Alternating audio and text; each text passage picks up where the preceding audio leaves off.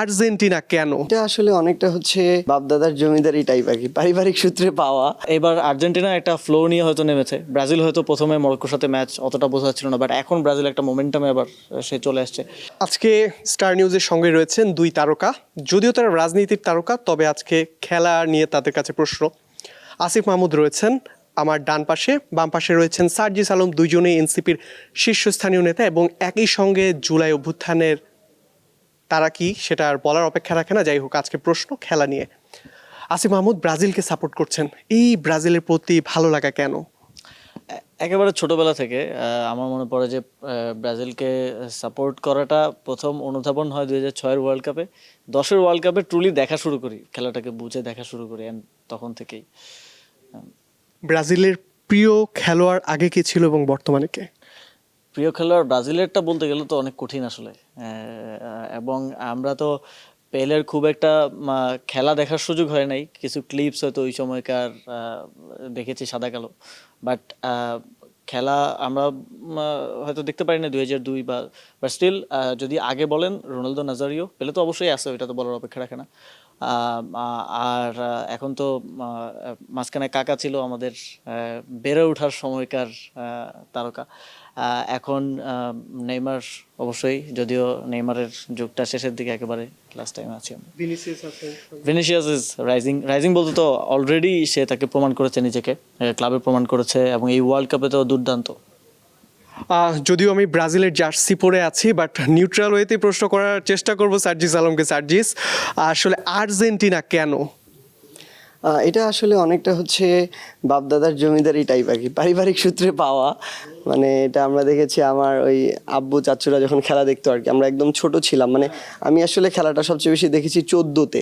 এর আগে মানে আমি অনেক বেশি একটু একাডেমিক টাইপের, পড়ুয়া টাইপের ছিলাম, তো ওইভাবে দেখা হয় না। বাট 14-তে হচ্ছে তখন তো আমরা এসএসসি দিয়েছিলাম, ওই টাইমে দেখা হয়েছিল। এবং যেটা হতো যে এটা আর ছোটোবেলা থেকে যেভাবে এসেছিল, ওই ধরেন গ্রামে ওই ইয়াতে প্রজেক্টরে যখন দেখা হতো আর কি, তো তখন দেখতাম যে আমার যারা বাড়ির লোকজন, আব্বু চাচ্চু আরও যারা আছে, তারা সবাই এদিকে টানতেছে।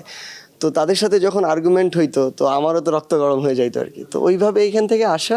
কিন্তু এখন যেটা আসলে এখন খেলা থেকেই, যখন ধরেন মানে গ্রেটেস্ট অফ অল টাইম একজন আমার দলে থাকে, এটা তো খেলার মধ্য দিয়ে ভালোবাসাটা আরও বাড়তে থাকে, আরও ওতপ্রোতভাবে জড়িত হয়। সো যেখানে মেসি খেলছে এখন, এটা তো খুব স্বাভাবিকভাবেই এটা আরও শক্ত হয়।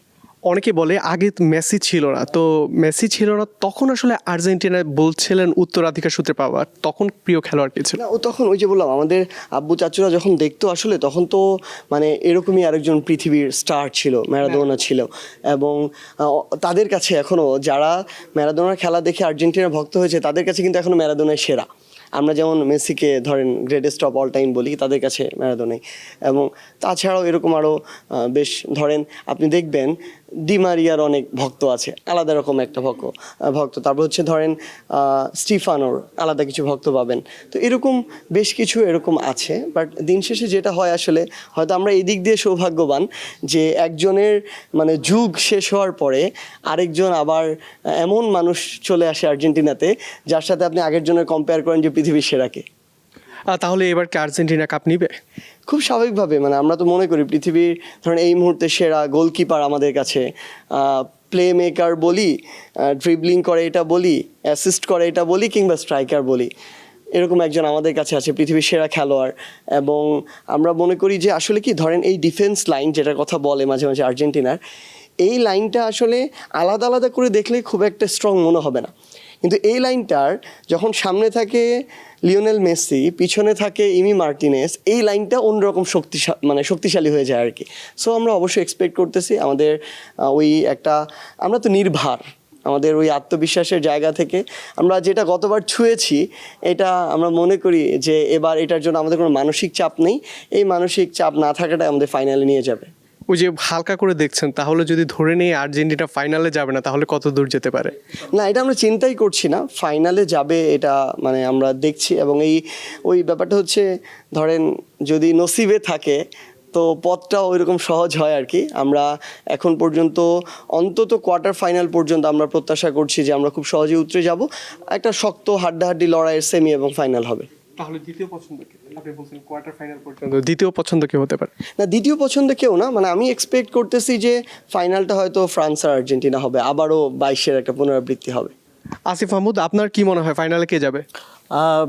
আই থিঙ্ক যে খেলা যেভাবে শুরু হয় ওইভাবে শেষ হয় না কখনোই। 2014 সালের ব্রাজিল যে টিম নিয়ে নেমেছিল অ্যান্ড যেই কনফিডেন্স লেভেলটা ছিল, ওয়ার্ল্ড ওয়াইড ফুটবল এক্সপার্টরা সবাই বলতেছিল যে ব্রাজিল জাস্ট এর আগেই অলিম্পিকে জিতে আসলো, অ্যান্ড ওই টিম নিয়েও তো একটা দুর্ঘটনা ঘটেছে। তো এবার আর্জেন্টিনা একটা ফ্লো নিয়ে হয়তো নেমেছে, ব্রাজিল হয়তো প্রথমে মরক্কোর সাথে ম্যাচ অতটা বোঝা ছিল না, বাট এখন ব্রাজিল একটা মোমেন্টামে এবার সে চলে আসছে। বাট এটা ট্রু যে আর্জেন্টিনা যেই পাথওয়েটা তার আছে, ওই পাথওয়েটা কোয়ার্টার ফাইনাল পর্যন্ত খুব একটা কঠিন না। যাদের সাথে খেলা পড়বে ব্রাজিলের একদম রাউন্ড অফ 32তেই একটা কঠিন ম্যাচ পড়ে যাচ্ছে, নেদারল্যান্ড অর জাপান। বোথ ইকুয়েশনে আসলে খুবই টাফ ম্যাচ হবে। বাট স্টিল আমার মনে হয় যে মোমেন্টামটা ব্রাজিল ধরতে পেরেছে, এবং আঞ্চলত্তির অবশ্যই কোচিং এন্ড একটা ক্রাইসিসের জায়গায় ছিল যে নেইমার নাই, কোনো বড় স্টার নাই, বাট স্টিল ভিনি নিজেকে প্রুফ করছে, ম্যাথিউস কুনা ভালো করতেছে, ব্রাজিলের ফরওয়ার্ড ক্লিক করে গেছে আর কি, সবাই ভালো করতেছে। মিডফিল্ডে একটু দুর্বলতা সবাই বলতেছিল, বাট মিডফিল্ডেও এখন দেখা যাচ্ছে যে না, ব্যাক অ্যান্ড ফোর্থ করে যখন খেলতেছে তখন মিডফিল্ডেও ভালো করতেছে, অ্যান্ড ডিফেন্স তো অবভিয়াসলি ব্রাজিলের ডিফেন্স এবার ওয়ান অফ দ্য বেস্ট। তাহলে ফাইনাল পর্যন্ত যাওয়ার পসিবিলিটি কতটুকু দেখছেন? রাস্তাটা কঠিন, বাট আই বিলিভ যে ব্রাজিল এবার ফাইনাল পর্যন্ত যাবে এই টিম নিয়ে, অ্যান্ড আই থিঙ্ক যে টাফ হবে, কারণ এবার ওয়ার্ল্ড কাপে অনেকগুলো দুর্ঘটনাই আমরা হয়তো দেখবো রাউন্ড অফ 32 থেকে, অ্যান্ড অনেক বড় বড় দলের সাথেও হয়তো দেখবো। তো এর মধ্যে এই কাটাকাটিতে কে কাটা পড়ে এটা বলা একটু কঠিন। এবার গোল্ডেন বুট, গোল্ডেন বল এগুলো কার হাতে যাবে কি মনে হয়? এখনই বলা একটু কঠিন, কারণ এবার গোল প্রচুর হচ্ছে। আমরা যদি দেখি, মেসির 5টা গোল হয়ে গেছে, নেইমার, তারপর হচ্ছে হাল্যান্ড, সরি ভিনি হাল্যান্ড আর হচ্ছে এই যে এমবাপ্পের গোল 4টা। তো শেষ পর্যন্ত কোথায় গিয়ে ঠেকে এটা মুশকিল, এটা এখন বলাটা আসলে মুশকিল। এই ওয়ার্ল্ড কাপে গোল হচ্ছে, আমরা দেখছি যে, কারণ আমরা এর আগে গোল্ডেন বুট পেতে দেখছি 3 গোল করে, 4 গোল করে, 5 গোল করে গোল্ডেন, এইবার গ্রুপ পর্বে এক একজনের 5 গোল 4 গোল করে হয়ে গেছে। সেকেন্ড চয়েস কে ব্রাজিলের পর? চয়েস তো পর্তুগাল করতে চাইতাম, বাট পর্তুগালের টিম কম্বিনেশনটা কেন জানি হয়ে উঠতেছে না। One of the best team এবার তারা, অ্যান্ড ইন্ডিভিজুয়ালের দিক থেকে যদি দেখেন তাহলে খুবই ভালো ভালো প্লেয়ার আছেন তাদের, মানে অন্তত 5-6 জন প্লেয়ারের এবার সিজন খুব ভালো গেছে, বাট অ্যাজ এ টিম কেন জানি কিক করতেছে না জিনিসটা। তো বাট অ্যাজ এ টিম যদি তারা মোমেন্টামটা ধরতে পারে সামনে, আই থিঙ্ক তারা একটা এবার ভালো করতে পারে। বাট আই থিঙ্ক ফ্রান্সের ব্যাপারে বলা যায় যে ফ্রান্স চলে যাবে আর কি। এগিয়ে রাখছেন তাহলে এমবাপ্পের জন্য ফ্রান্সকে? ফাইনাল পর্যন্ত ফ্রান্সকে এগিয়ে রাখাই যায়। সার্জিস, একই প্রশ্ন আপনার কাছে, গোল্ডেন বুট এবং গোল্ডেন বল এবার কার হতে যাচ্ছে আপনার মতে? আমার কাছে মনে হয় এই দুইটা আসলে এমবাপ্পে আর মেসির মধ্যে শেয়ার হতে পারে আর কি। মানে আমি যদি একদম ক্লিয়ারলি আনসার দেই, তবে পূর্ব শর্ত হচ্ছে এই দুইটা টিমকে সেমি পর্যন্ত যেতে হবে আর কি। হ্যাঁ, না গেলে এটা হবে না। কারণটা হচ্ছে যেই টিমটা সেমি এবং ফাইনাল খেলবে ওই টিমের মধ্যে আবার এরকম প্লেয়ার আছে যারা আসলে এটাকে ওই 2 ম্যাচে ক্রস করে যেতে পারে, কারণ যারা গোল করছে তাদের কিন্তু ভালো গোল আসছে। সো এটা এখন ডিপেন্ডস হচ্ছে, শর্ত এটা সেমি খেলতে হবে অন্তত ফ্রান্স এবং আর্জেন্টিনাকে, তাহলে এটা মেসি এবং এমবাপ্পের মধ্যে যাবে। অসংখ্য ধন্যবাদ আপনাদের দুজনকেই। রাজনীতির মাঠের বাইরে এবার আসল মাঠ, অর্থাৎ খেলার যে মাঠ, সেই খেলার মাঠের গল্প শুনছিলাম দুজনের থেকে। অসংখ্য ধন্যবাদ আপনাদের, সঙ্গে থাকুন স্টার নিউজে।